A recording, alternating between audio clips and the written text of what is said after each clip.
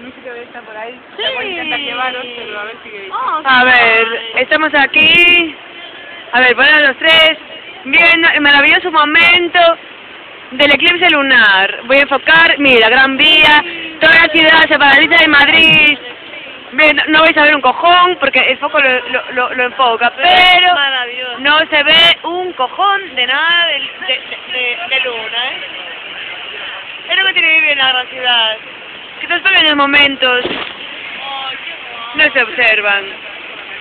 Pero es un momento en nuestra vida maravilloso.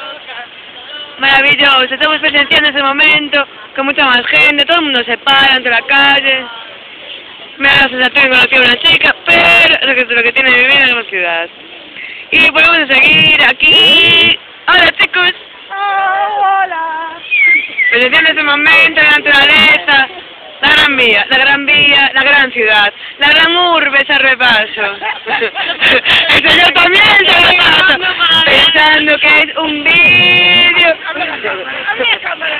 para todo el mundo, pero no, jaleo de Madrid. Seguimos con la luna, retransmitimos, casi no se ve nada, el foco nos impide la visualización. Pero... es un gran momento de esos que se producen una vez cada X años. Otra vez. ¡Público, público! ¿Cómo estáis ahí? ¡Eclipse! Nuestro plan inicial era ir a verlo ahí a los montes donde el gran atardecer de Madrid cobra su nombre del cielo de Madrid.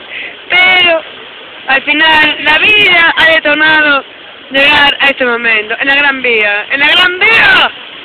De Madrid. Vamos a comer. No.